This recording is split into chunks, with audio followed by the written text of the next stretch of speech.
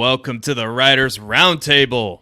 Tonight, what do we have in store for the people, Matt Babbage? Tonight, we have a best ball show for you. Best Ball Mania has kicked off. We're in full best ball swing. We're in that lull in the summer period where you haven't really started. Your seasonal drafts, your rookie drafts have concluded. So what is there left to fill the void? It's best ball. So we're talking best ball. We're going to talk about a certain rookie quarterback and whether or not he's valued correctly on Underdog right now. We're going to talk about weighing volatility versus consistency and how important that is. We're going to talk about schedules and how much you should factor that into your decision making. And we're also going to talk about some unconventional stacks that are going to win you money this season. We got a 3-man show today. Joining us is the mad scientist, Aaron St. Dennis. Dude, I can't wait. Best ball is one of my favorite things, so let's start the show.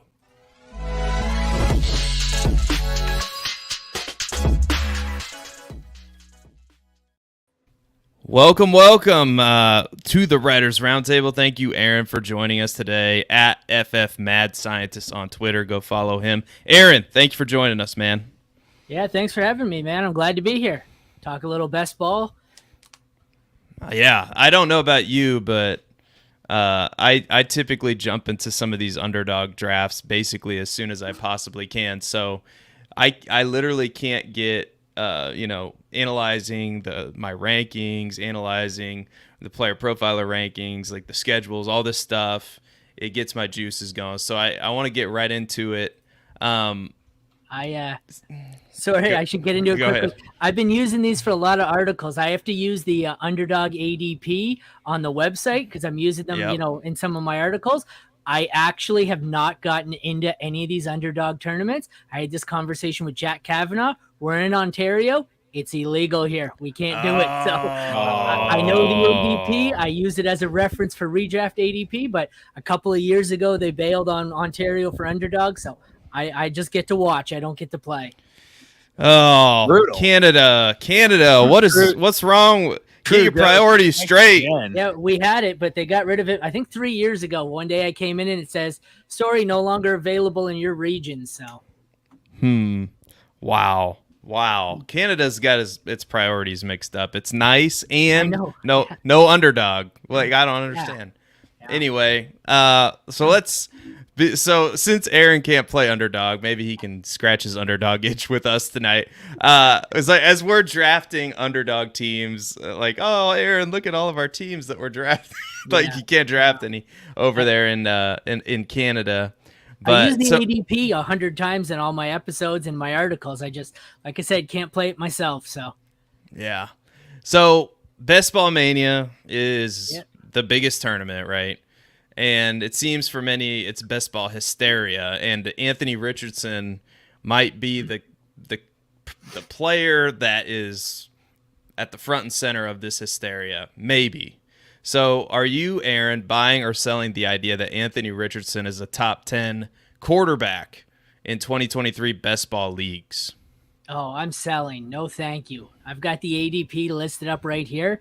You've got him. You've got Watson, then Richardson, but he's followed by Dak, Tua, Cousins, Daniel Jones, Geno. Especially in best ball, I get it. He's going to have his spike weeks because of the rushing upside, but give me the veterans there. They're just as likely to have the spike weeks, and I don't think they're going to have nearly as many of the rookie dud games. So, nope, I'm out. I love it. I was hoping to be met with a little bit of friction here. Yeah, of course he's a top 10 quarterback in best ball. It's because he has to be. I've said it once. I've said it a million times. I don't make the rules, but I enforce them.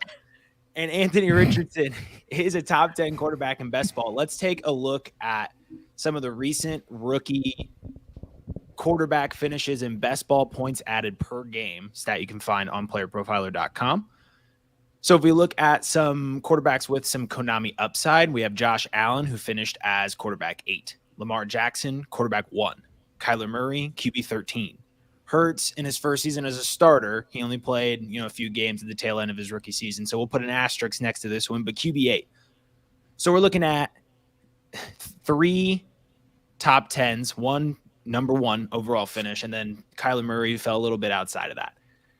With those hit rates and with the draft capital invested in Richardson, drafting the most athletic prospect especially at the quarterback position that we've seen in ages, I'm going to take that bet all day, because when we're talking about winning best ball tournaments, you got to have that edge. And I'm not 100% sure. It's not as easy to find ownership rate like it is on DraftKings.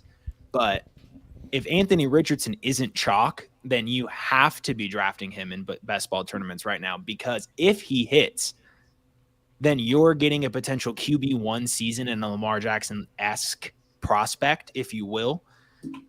That's a bet you want to take all day when you have to differentiate yourself from the field.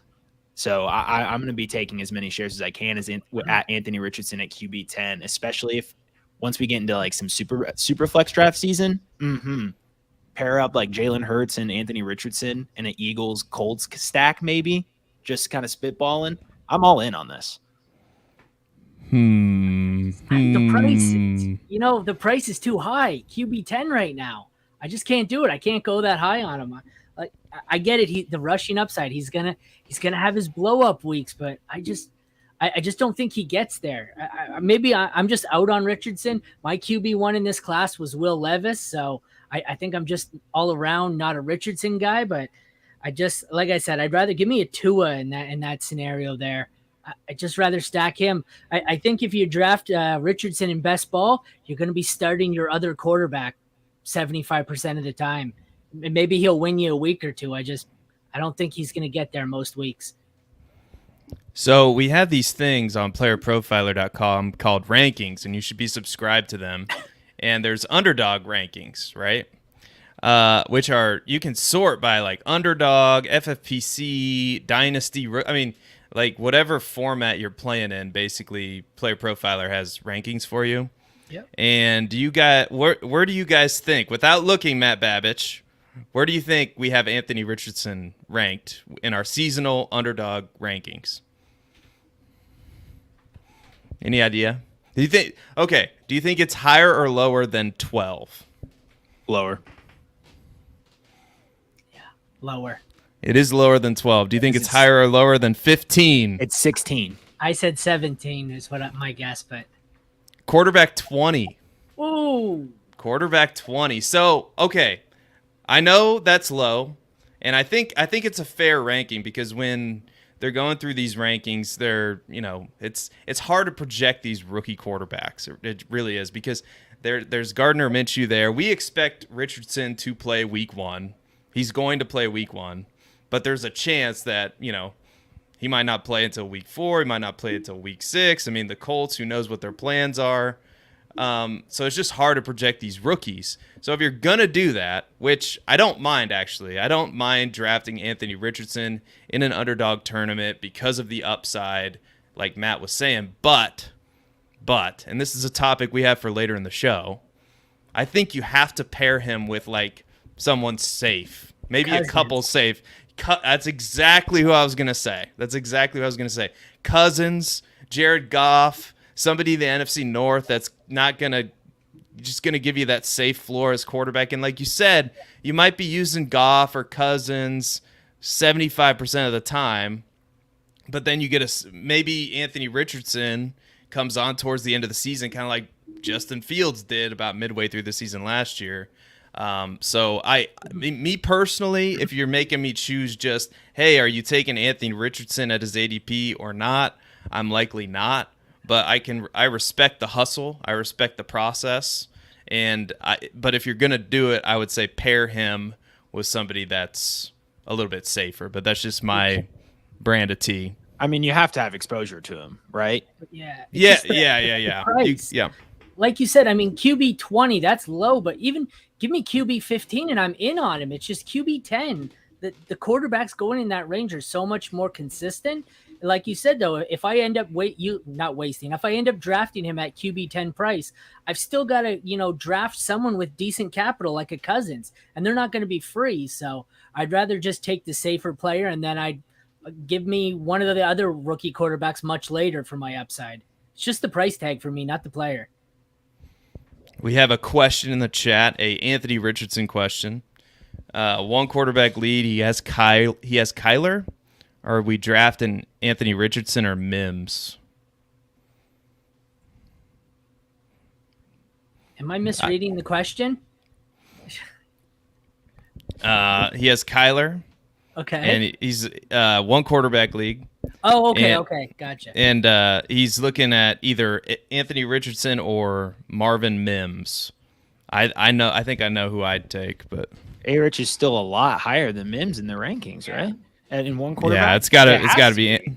Yeah, with Kyler's situation, if you have if you have some other quarterbacks you could start, maybe you consider Mims, but I'm going Anthony Richardson all day there in a one quarterback league because, he's a nice. I think he's going to come in and start week 1. Everybody at Player Profiler does, but who knows what the Colts are going to do. That was going to be my question. Does he have another QB? Because you're probably going to have to start Richardson for the first month at least of the season. I don't know if you want to start a rookie QB the first month, but if Kyler's your only option, you have to take Richardson.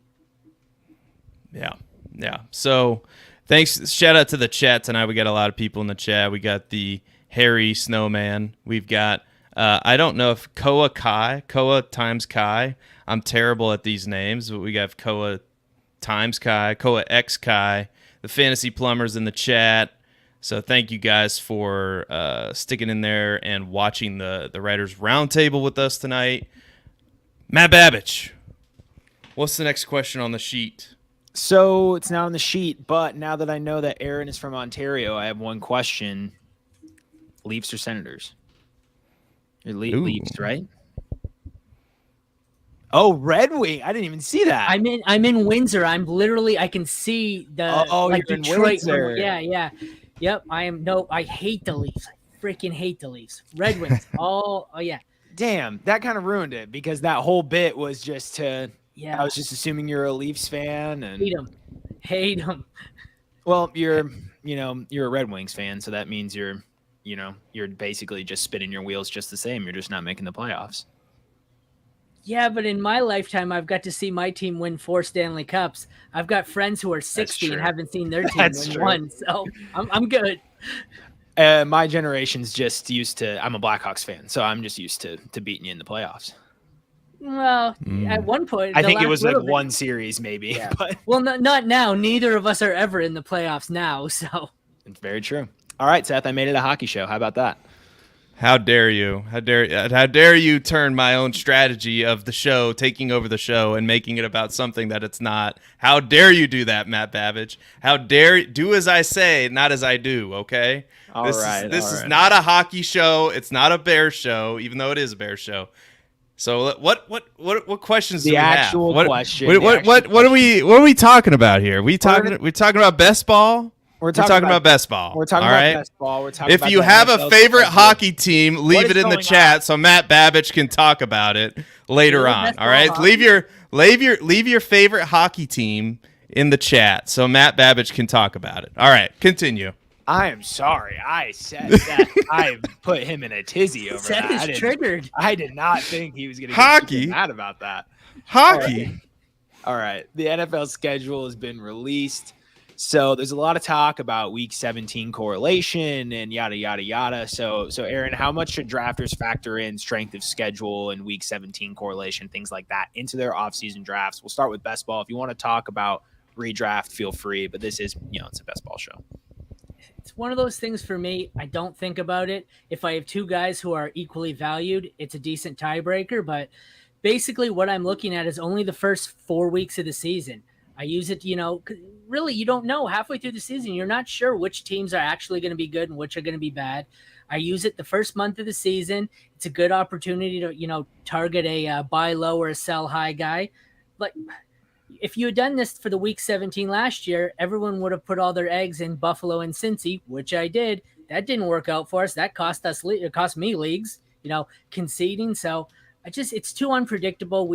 It's hard enough to predict what's going to happen week 1, let alone predicting how the schedule is going to play out through all 17 weeks. Injuries, trades, everything changes. It's a tiebreaker for me. Nothing more, really. Yeah, I think you have to factor it in. But like you said, you do have to make it. Like in Underdog, I believe the first placehold, like the places 1 and 2 advance. So there is some truth to the fact that you have to advance, but I think you have to look at it because when let's just look. I'm just looking right now, just for kicks. Yeah. I didn't plan this. This is week 17 of last season, right? So some killer matchups that we were probably circling at the beginning of the season, right? Rams Chargers. Chargers won 31-10. Packers Vikings. Packers won 41-17. Chiefs Broncos, maybe the AFC West. I remember we were really big on that. 27-24. I don't have like the individual performances, but you can kind of see like there were some hits, there were some misses, and like you said, it's really hard to predict. I mean, Titans Jaguars, maybe not. Bengals Ravens was a 27-16 finish. So, and then of course Bills Patriots was 35-23, right? That was a shootout. We figured maybe from the Bills we would get something, but that's probably not a game we were circling on the calendar thinking, oh yeah, this is a great matchup for the Bills.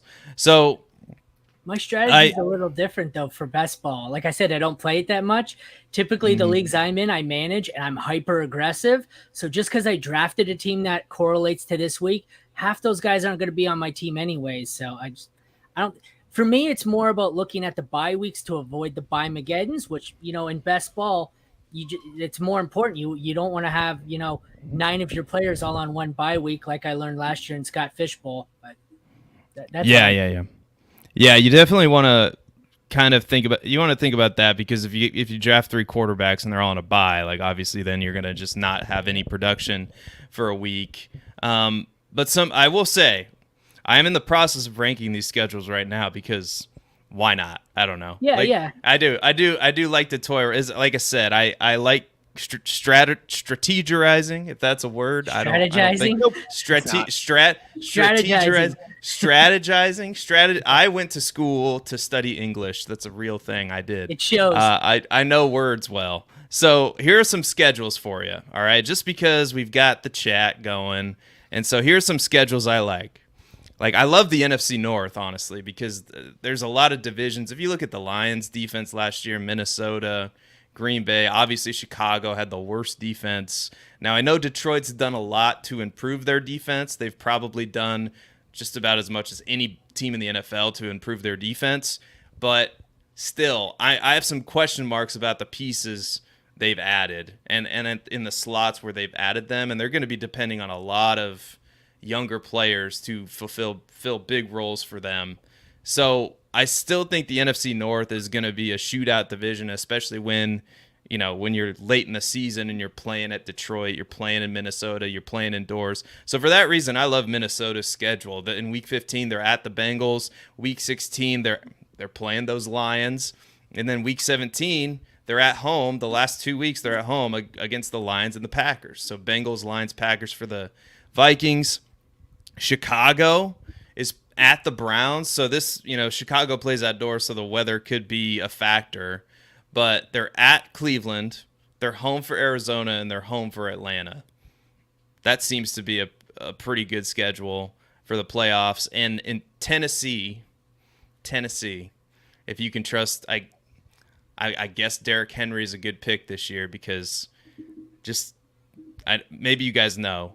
Week Houston, 15, Seattle, Houston. It's Houston, Seattle, Houston. Yeah. Exactly. I mean, if that's not just, I don't know if that's chalk. I don't know. I think probably everybody knows that, but how can you not like that schedule? I mean, what did Houston do to really bolster a defense that's not really that good? I don't know. I don't think much of anything. So what do you think, Matt? What are we doing with schedules? Well, they got Will Anderson. I mean, that was a pretty big acquisition. I agree. They're not going to be. So. They're not going to be scaring anybody on the defensive end. But it just seemed like you may have forgotten that happened. Will Anderson. Will Anderson. He's okay. Yeah, generational trade for a replaceable talent. But anyway, that's a for a generation. Get that one on a T-shirt. Generational trade for what'd you say? What was that? Asset. For a replace. Oh my goodness, you're gonna trigger some people with that. But hey, that's what we're here. That's what we're here for. Look, the amount of every time I say you see you've been mentioned by Player Profiler on Twitter, I just put my head in my hands and say like, what did I say? You know who's in charge of getting those quotes, right? I make you look good, buddy. I DM'd you on the weekend, and I was like, "What are you doing to me?" I bring an attention to Matt. I care about Matt Babich is what I want to get you. I want to put you in the spotlight, man. You know, it's hilarious. That got me seven. That got me as much hate as it garnered. It got me like 7 followers from like accounts that I would actually take seriously. So that was cool. Hey, who's got your back, buddy? Who's got your back? I was laughing like the entire car ride home from Alabama, looking at the replies, just calling me like brainless and everything like that. It was so like. Because they think they're hurting me, but like they're actually making me giggle. Like I don't care about their opinion about me. What? You know what? I'm sorry to derail the show, but do you know what offends me as an Iowa resident? Talking about hockey, apparently. Well, that yeah, hockey. Although I did follow the Blues when they won the Stanley Cup. That was kind of cool. But what offends me is the fact that we had 2 running backs, Bijan Robinson and Jahmyr Gibbs, get drafted like pick 8 and 12. How much worse are those guys than Breece Hall? And Breece Hall got picked number 36 overall last year, round 2, where a running back should go, right? If you're going to pick a running back, that's about as high as you should pick a running back. Breece Hall, Iowa State. Bijan, Texas. Jahmyr Gibbs, Alabama. You can't tell me that this doesn't, like, these NFL GMs, I mean, like, what? That offends me. As an Iowa resident, because we get no respect. Xavier Hutchinson got no respect. Anyway. If Josh Jacobs went to Iowa State, where does he get drafted? Assuming he obviously would have had, like, some pretty decent college metrics because he would have actually played. This 3rd round. Where did David Montgomery get drafted? They're about the same player, right? I mean, good player. Yeah, but David Montgomery is like the Frankenkamp of like Saquon Barkley, Le'Veon Bell, and Chris Johnson, or whatever the combination of running backs was. Is it possible the solution or the answer to the question is just that Atlanta and Detroit are terrible organizations? Just make stupid decisions? Yeah. Fantasy plumber, how dare you? Breece Hall is a damn good running back. Better than Jahmyr Gibbs will ever be.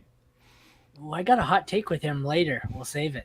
Ooh. Okay. All right. Well, where the hell are we?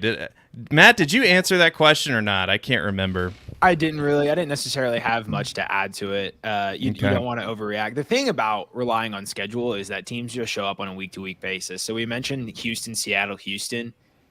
If Houston gets trounced in that first game, you're probably going to see him stand up in game number 2 because we've seen them do it last year. I'm not sure if that was accurate grammar. I'll let the English teacher correct me there, but we see teams show up week to week. We see the Texans show up and lay down on a week-to-week basis. It happens with good teams and bad teams, and so you can look at it and you can go by it. But at the end of the day, these performances are just as random as everything else. So it's not gospel, but you can use it to influence your decision and build your portfolio on underdog because that's important. You want to, go ahead, Aaron. Sorry. You know what else to consider? Henry's schedule is awesome. Houston, Seattle, Houston.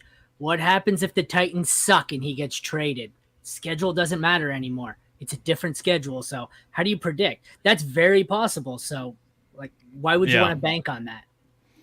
I think if I had to sum it up, and you guys can disagree if you want, but it's all we have to look at right now is like the schedule that we have in front of us, and we can do this best case projection. Like, okay, Derrick Henry has a great schedule, right, in the fantasy playoffs. So, but how do we factor in the fact that he might get traded? What if he gets injured because he's like a 29-year-old running back at this point, and like all these other factors. What if the Titans suck? You have to throw it all into some kind of blender and figure out where it is at this moment in time, because that's the only thing you can do. But it would be a mistake not to factor it in, right? Yep. Not to look at it and see, like, okay, what could happen here? What, like, oh, okay, like obviously a bad schedule for Patrick Mahomes is not going to stop us from drafting Patrick Mahomes, right? But if it's a fringe player that it's like, oh, do I take, I don't know, Jordan Addison versus another player in the same range, like Tyler Quentin Lockett, Johnson, whatever, yeah. Quentin Johnston, perfect. Yeah, I mean, it helps you navigate those kinds of decisions, I think, more so than some others. It's a tiebreaker. It's a tiebreaker. You use it as a tiebreaker. That's what I do. Yeah. Yes, as well. So we are going to take a quick. What was the term that the Podfather used? Informative message. We are going to give you an informative message. All right, an informative message. I didn't want to use the wrong terminology. Guess what, guys? The Injury Finder is out. It's live. It is ready here for 2023. Gone are the days where you can say that injuries are random. Oh, I got unlucky with injuries. No, we've got an app for that, literally. So here is an informative message from the Podfather about the Injury Finder.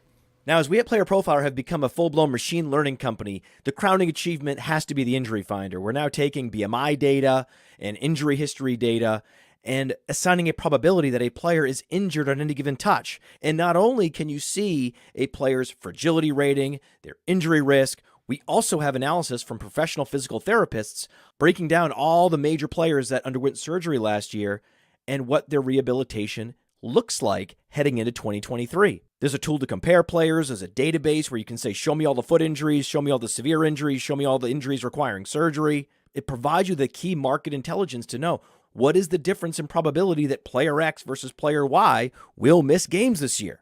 It's great for fantasy football, and it also just satisfies your curiosity as a fan. Go to the App Store, go to Google Play, download it. It's $5 every year just to reload the latest injury predictions and fragility ratings. The 2023 data is live now. Open your phone and get smarter. All right, we are back, and we're going to talk some more best ball with the FF mad scientist, Aaron St. Dennis. Is it St. Dennis or St. Denis, or how do we pronounce this last name, Aaron? I think it was supposed to be St. Denis a long time ago. It's St. Dennis now. I don't know. Not French anymore. Okay, all right. Before, but now we're over here. We're basically in Detroit, so now it's St. Dennis. All right. Well, I had to ask because everybody mispronounces my name on this, which is fine. DeWald? It's DeWald. You got it right when I was on your show, which I was very impressed. But we are, that train has left the station. It will forever be pronounced Dywald. Dywald earlier is what I heard from Podfather. Which one that doesn't? I haven't heard on Player Profiler yet. I probably will at some point. But my name's been pronounced Dieworld. I don't know where the R comes from, and it's I've heard that from multiple people. I have Seth Dieworld. Uh-oh.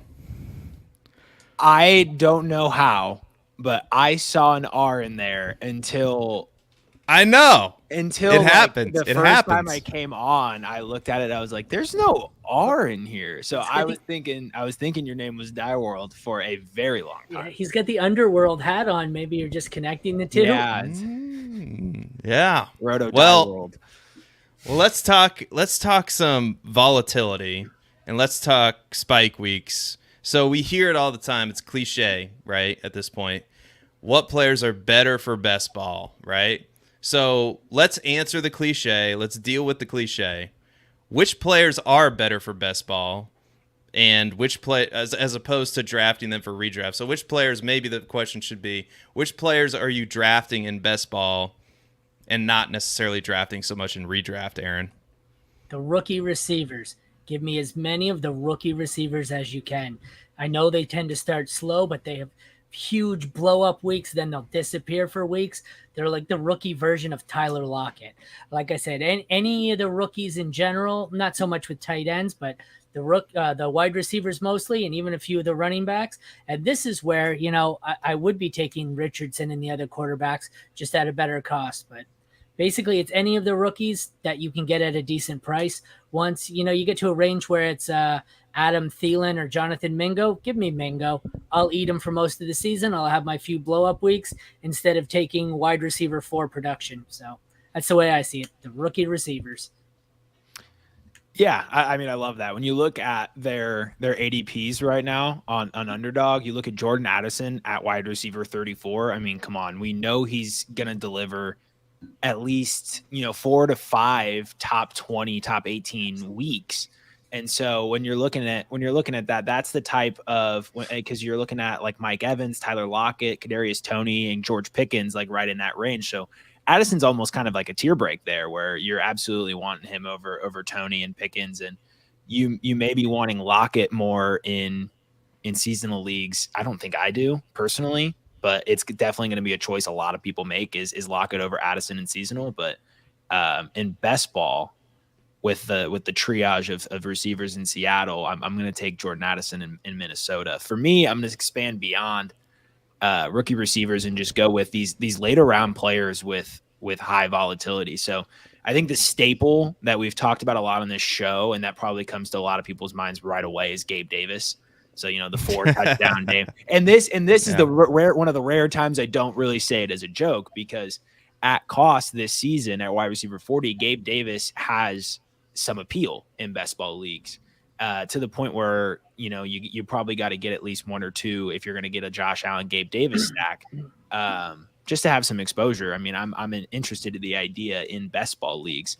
So those players that can deliver a spike week, so wide receiver 2s on a low volume passing offense is going to be a big one. So if Elijah Moore can be the wide receiver 2 in Cleveland, that's not even necessarily a low volume passing offense, but he immediately becomes a value. So once you get into these later rounds, and I did a slight kind of like rudimentary analysis that just, a quick 5-minute stat check. So from 2020 to 2022, just when we kind of look at receivers and running backs, the more consistent players are the ones that are elite in scoring best ball points and adding those points to your roster. So early on in the rounds is when you're trying to get that hero RB, and you're trying to get that, top 10 receiver, that early quarterback, and you're trying to load up on that consistency early on. And so when you get later in the drafts, it's just peak, spike week. You're just chasing all these spike week contenders as you move on through the draft. So early on is not really when you want the volatility. You don't want those studs disappearing from your lineup. So later in the draft, you're really just looking for who has some volatility. So like guys like Treylon Burks, Jahan Dotson, Ashane, Jamal Williams, even in a backfield with Kendre Miller. There's a lot of question marks there. There's a lot of 2 touchdown game opportunities for Jamal Williams, and Jahan Dotson's another name I have written down here. So those are just a few names that you can start seeing as you go down the draft, where it's like, this person can give me 5 15 plus fantasy points weeks, and I'm making money off of them. That might have been one of the best segments you've ever had, Matt Babbage. That was fantastic. So click the like button, subscribe for more of that from Matt Babbage. I pulled up while you were talking, and I was listening to you. While you were talking, I pulled up. So don't worry, I was listening. It was great analysis. Yeah, you just talked about hockey for 2 minutes and you didn't notice. Yeah. Yeah. The Ontario, Canucks or whatever.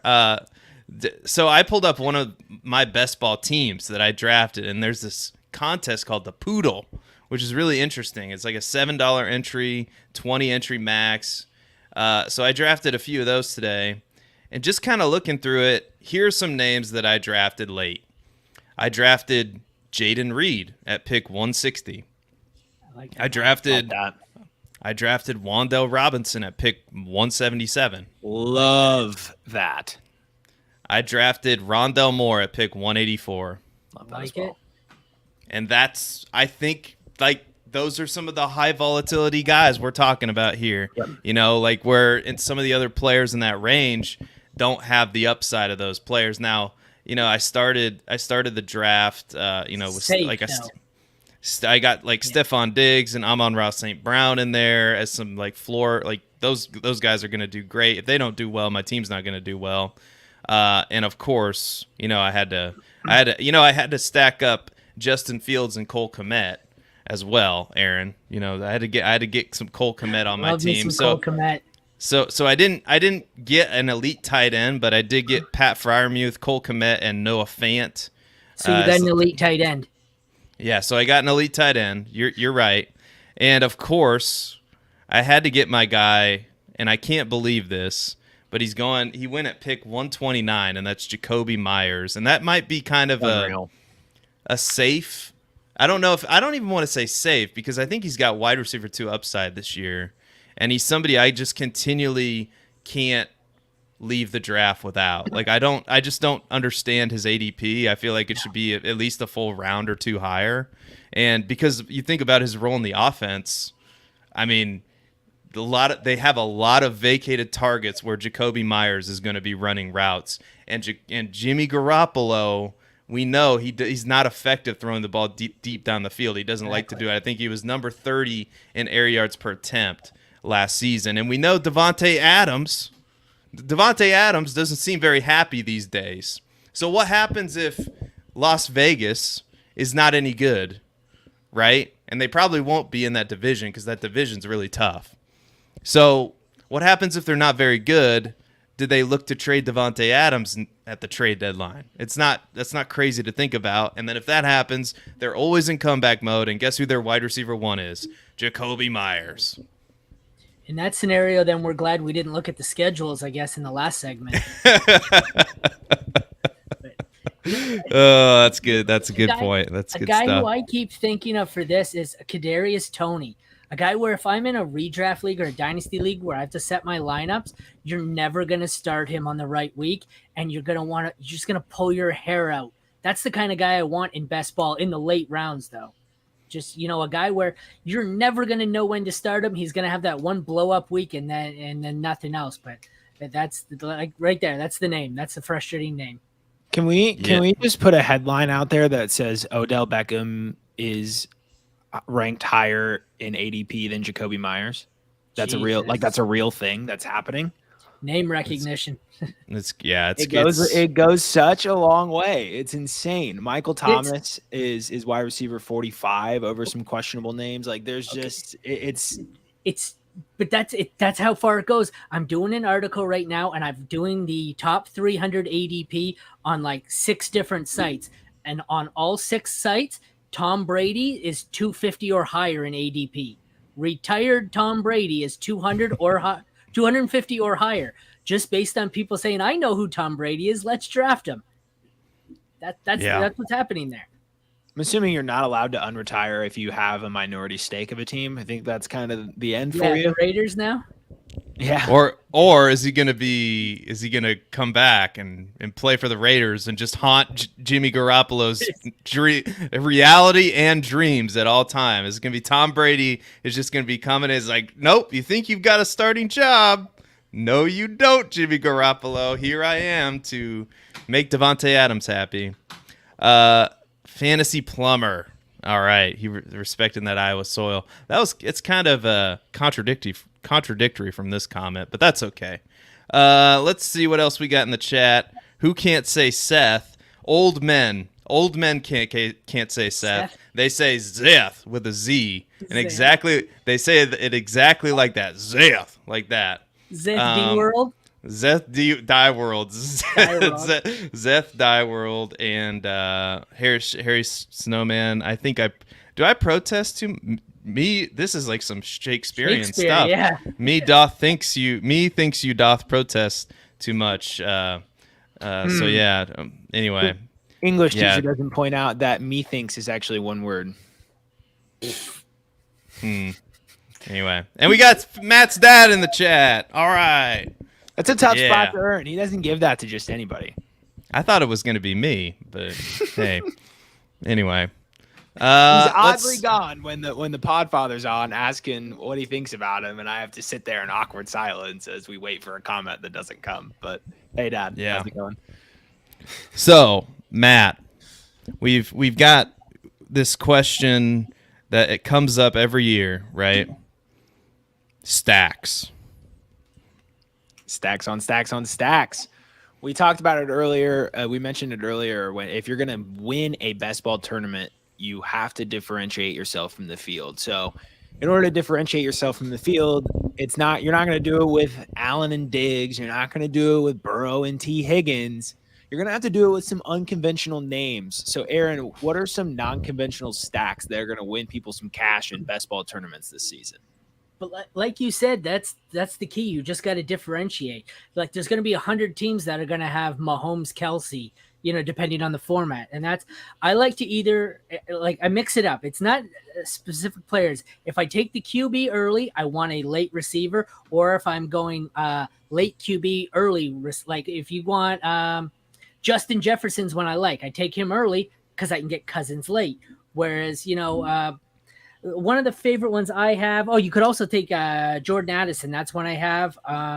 I like Derek Carr and Michael Thomas, and then Herbert would be my early QB with either Keenan Allen, Mike Williams, or Quentin Johnston. It's just like I said, for me, I don't like to use too early picks in the first couple of rounds to try and stack it.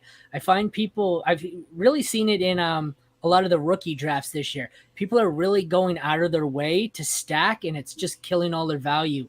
How many people, not to get off topic here on rookies, how many people went with was it Mingo and Young stack? Am I remembering that? Yes, right? Mingo and Young? Yeah, Mingo and Young, yep. Overdrafting Mingo just because I want to stack. I don't want to stack. I want to stack where there's value. And my favorite is to take the early quarterback, like Herbert we'll use for an example, and draft multiple of the receivers late. So those are the guys I like best. Or this year, like I said, Carr and Thomas. It's all about value for me. Wherever I get the value, that's what I want. I think that's a perfect answer. Like you took Justin Herbert is being criminally undervalued because he had a rib injury last year. And he's going at pick 62. And I was ashamed of myself when I was drafting earlier today because I assumed, because I haven't done too many of these yet. I'm going to start cranking more out come June and July. I actually assumed he had already been drafted. So I took Justin Fields thinking okay, I can pair him with Mooney or Kmet. Like you said, whichever one I can get a value on. Those two guys are going super late anyway, so I felt comfortable about getting those stacks, but I wasn't going to force it, especially if Jacoby Myers was there, who I think is going to have a better year than Mooney. But Justin Herbert, pick 62. That's outside of the 5th round. Yeah. And you have some of these quarterbacks like Mahomes, and everybody loves Mahomes, and Jalen Hurts could be the quarterback 1, but is there 3 rounds of difference there, or almost 4 rounds of difference sometimes? I don't think so. And then, like you said, whichever one of those wide receivers, because Keenan Allen's getting older, but he's been a wide receiver 1 in fantasy points per game the last 3 seasons, so he's going to need to show me that he's not going to have the production.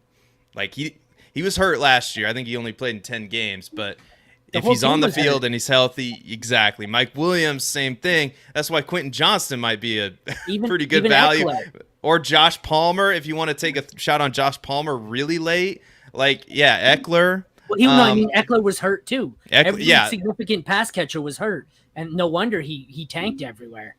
Yeah, and the likelihood of that happening again is not very, but although you can check it out on the injury finder to see exactly the probabilities. But thank you. The broadcasting. Nice I'm getting good at this. Maybe I'm getting good at this broadcasting thing. I don't know. Who knows?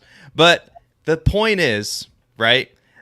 He's so undervalued right now. It's crazy. We just forgot that Justin Herbert is an awesome quarterback. And he's awesome for fantasy. He runs too. He had over 300 yards rushing, not last year, but the year before. And he didn't run as much because he was hurt. I think we can logically conclude that the reason his rushing yards were down was because of an injury. So I think that's perfect. I think that's a perfect target of a stack that I'm looking for. Some other ones that I wrote down just real briefly. Like I said, I wrote down Fields, Mooney, and Kmet. I think DJ Moore is going to be tough to stack with Fields just because of where he's going in drafts right now. I wrote down Cousins and Addison. I wrote down Jared Goff and Amon-Ra St. Brown. I wrote down Deshaun Watson and Amari Cooper. I think that could be a sneaky one. And Matt will be happy with this. I also wrote down Anthony Richardson and Michael Pittman. Shoot, that was one of mine. Okay, stole it from you. No worries. I have a few, but real quick before I get into it, do we think Fields and DJ Moore as a stack is chalk right now? Do we think a lot of people are trying to do that? Because I think it's one that I really like. It's one of the earlier round stacks that I would pay into, because I think the spike week potential for them is just kind of massive. Fields can have a 40-point week and Moore can have a 25-point week in the same week. And I feel like that is worth some diversification. I mean, I think the problem is that DJ Moore is going to be that sexy pick. I think his ADP is going to be just a little bit too high for me. Aaron and I talked about this on his show on his YouTube channel, which everybody should go check out, and I'll plug it now. FF Mad Scientist on YouTube. Yep. There you go. We'll plug it later on too. But you can check out our conversation there that we had about the Bears and DJ Moore. Where he's going right now in underdog, I don't mind exactly what you're talking about, but it's just tough because him and Fields are going around the same area. So depending on where your picks are, it might be a little bit more complicated. But like I said, you need to diversify, and you probably need to get pieces of that stack, because I think that Justin Fields, and this is not because I'm a Bears fan, but I mean, he has that quarterback one upside on a weekly basis because of that rushing ability. And he's being drafted 2 rounds later than Jalen Hurts, who obviously a lot of people think could be the quarterback one on the season and probably should be ranked as the QB one. But anyway, so I agree. I mean, but it's just going to be a lot easier. My point was it's going to be a lot easier to get Kmet or Mooney. Like, those are some stacks that I don't mind having a ton of. You know what I mean? So what do you think? So I think the answer to the question that we kind of came up with is you're either going, or I shouldn't say we came up with, it was the first thing that Aaron said, but you go with like the early quarterback, late receiver, or the late receiver, early quarterback to kind of set yourself apart. So some of the combinations for that I like. I think a really sneaky one is it's not even early receiver and late quarterback. It's kind of mid to late receiver and late quarterback is Sam Howell and Jahan Dotson. Ooh, okay. Even maybe an Antonio Gibson. Love Antonio Gibson. I don't love a triple stack with him, but maybe like one of Antonio Gibson, Jahan Dotson. Howell had 19 fantasy points in his only game. It was a top 10 week. Granted, it was against Dallas in week 18, but he has full support from his coaching staff, at least from this season, from what it sounds like. I mean, they were committed to Howell starting before really the offseason began. So whether it's a tanking strategy or not, I don't really think it matters. I think we're going to get a lot of weeks out of him. And I believe that the Commanders believe he can start every game for them. We saw them rotate Carson Wentz and Taylor Heineke. I think Howell showed that he's at least that good. And neither of those two quarterbacks are around. There's really nobody in Washington to compete necessarily. So it's Howell's team right now, and he has rushing upside. He displayed a rushing ability and the ability to scramble out of the pocket. So he has that desirable rushing upside. And Jahan Dotson, who was just a downfield target monster. I mean, you throw the ball, he's catching it. So he had an incredible rookie year. He showed really well in reception perception. Granted, we don't love to bet on him having a 18% touchdown rate again and getting 7 touchdowns through pure high touchdown rate. But we're going to expect a sophomore bump with some targets. And so in an NFC East division that tends to get a little gritty and can shoot out sometimes, some more positive game scripts than we're seeing, some more friendly passing situations, some more red zone opportunities. There's going to be a lot new in the mix for Washington this year, especially with Eric Bieniemy. So I like investing in the Washington offense. I like Ritter and Drake London. That's a early receiver, late quarterback that I like. I think the road, player profilers talked about it a lot already. If London is where he is in his ADP and Pitts is where he is and Bijan is where he is, then Ritter has to be either a value or we're wrong on the other 3 prospects. So I'm willing to bet on Ritter being the value at like quarterback 32 or whatever it is. And another quarterback with rushing upside that's going late in drafts and is going to be the entrenched starter in an offense. So those are 2 stacks that I'm going to be attacking a lot this year for sure. What do you guys think about stacking the pass catching running back? The one I was thinking of that'll come relatively cheap is Bryce Young with Miles Sanders. There's nobody there. It's going to be there's no tight end. He's a rookie quarterback. He's going to dump it off. I think Sanders probably gets a career high in targets. And I'm not the Miles Sanders guy, but this year I guess I am.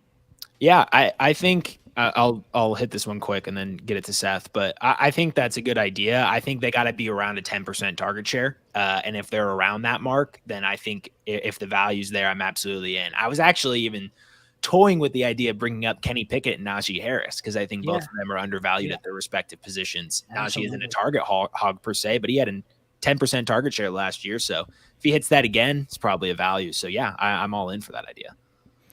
I like the idea, but based on where like Miles Sanders is going in drafts, I mean he's going ahead of guys like J.K. Dobbins and David Montgomery, which are guys that I like a hell of a lot more than Miles Sanders. I like the idea though. I think that's like keep that one in the back pocket if Miles Sanders' value dips below, and you need like Bryce Young as your quarterback 2 or quarterback 3. I think is fine. Like I'm cool with that in a best ball league.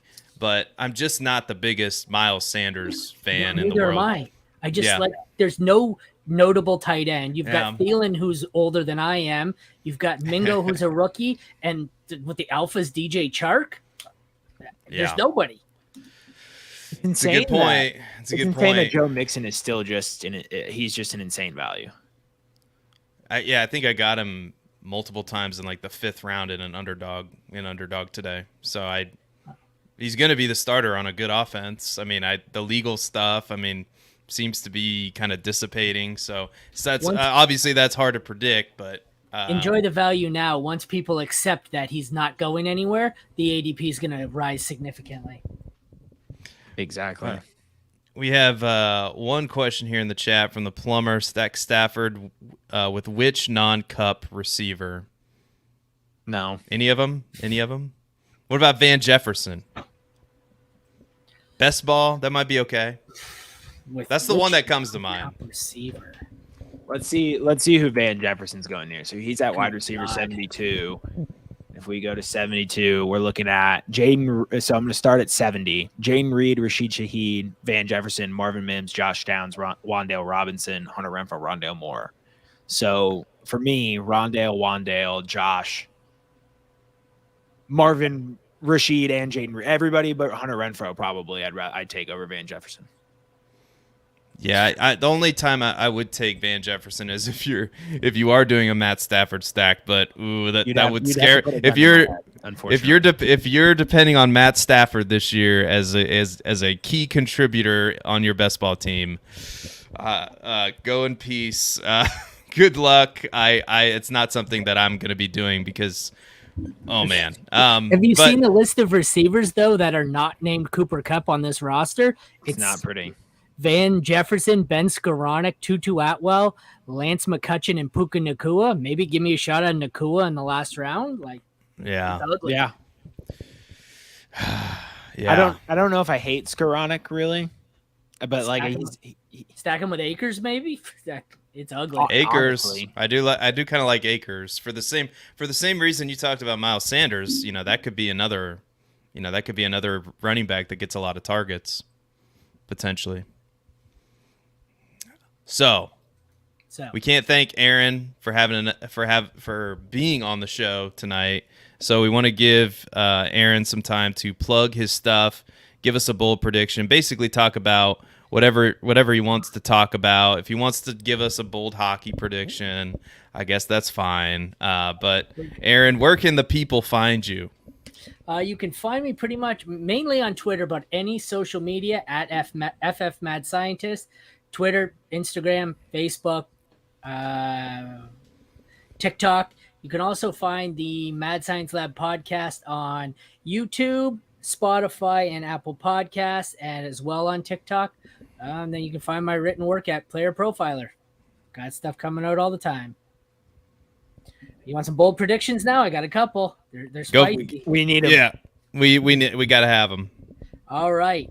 Cole Kmet is an elite tight end. He will be top 5 this year. So you did get yourself an elite tight end. I love him. I was looking at some of the numbers. I almost made the bold prediction that he is the highest scoring pass catcher on the Bears, but I think DJ Moore just nudges him out a bit. They both score in the low 200s, I think. The next one, I've got one for each position. So at running back, the second highest scoring rookie running back this year after Bijan is not Jahmyr Gibbs. It is Kendre Miller, who just never gives the job back to Alvin Kamara. Highest scoring rookie quarterback this year. I'm sure you can guess where this is going. Will Levis. Oh, and very good. Finally, I have the stack we talked about. Justin Jefferson. Well, not stack, but the wide receiver duo of Justin Jefferson and Jordan Addison rival the fantasy production of Chase and Higgins. I think they're right there.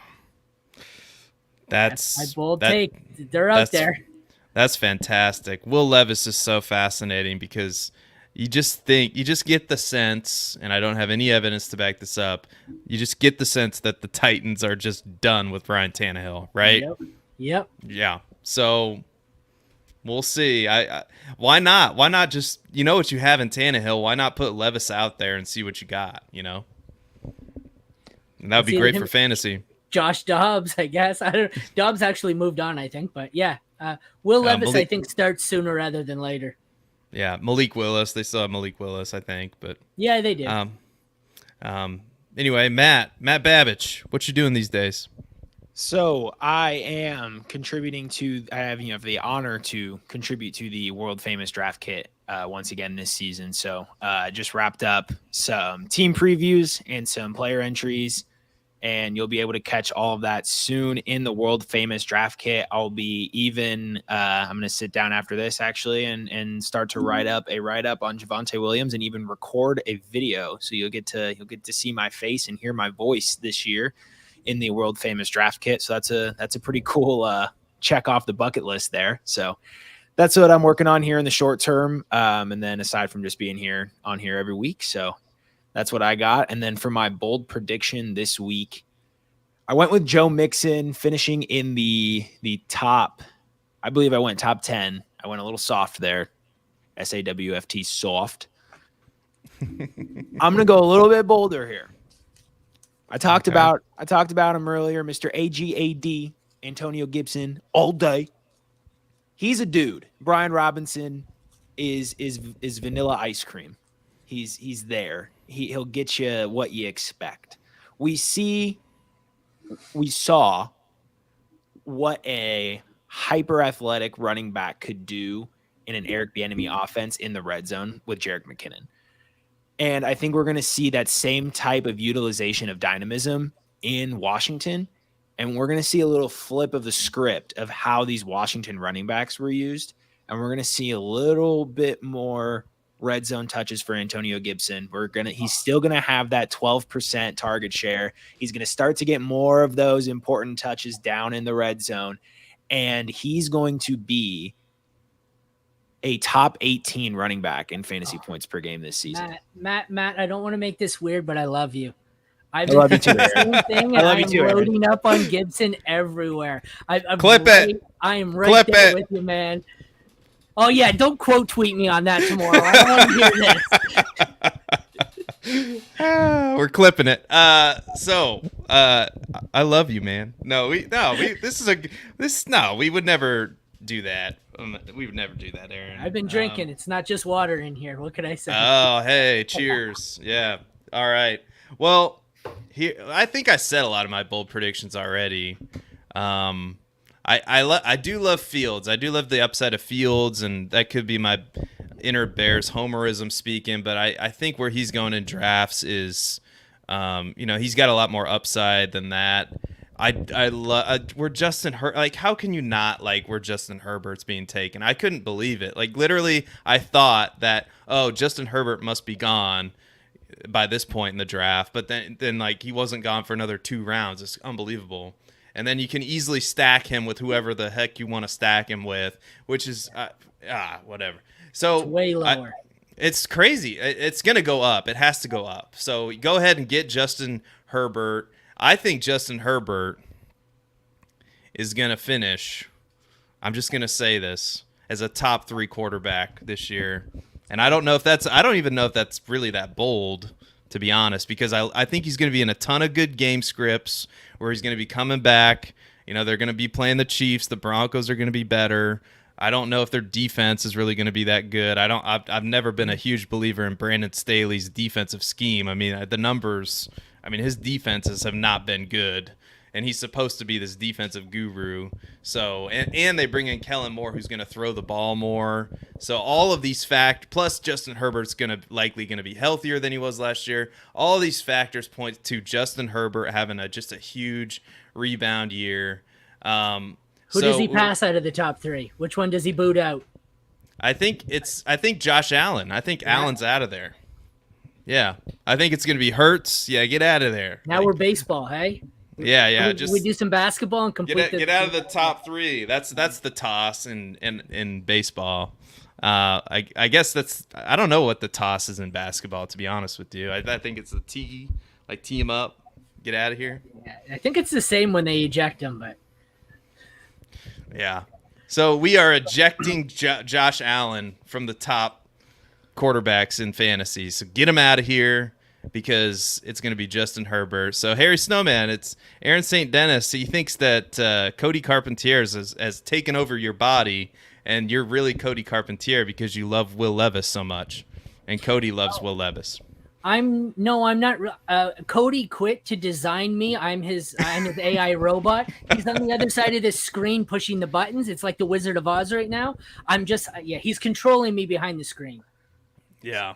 Cody couldn't leave without leaving us with another Will Levis crony. Shout out to Cody. And that, gentlemen, is the show. And Thanks of course. Oh, thank you, Aaron. Go follow his YouTube. Go follow him wherever he goes. Get him a bunch of YouTube subscribers. All right, I want to see him at 100 by the end of the week. Go do it. All right, go follow him on YouTube and everywhere he goes. And of course, as always, nobody cares about Aaron Rodgers. We'll see you guys next time. Bye-bye, everybody. Hey, I want to take a moment to thank you for tuning in. It's important to me that all of our media be free. This is only possible because of you, allowing a true independent sports media enterprise to thrive unlike any other in the business. So please subscribe to the All In Package to continue to make all of this possible, to ensure that all of our stats, information, data, content is available to you, especially you, the people that get the site and get the show.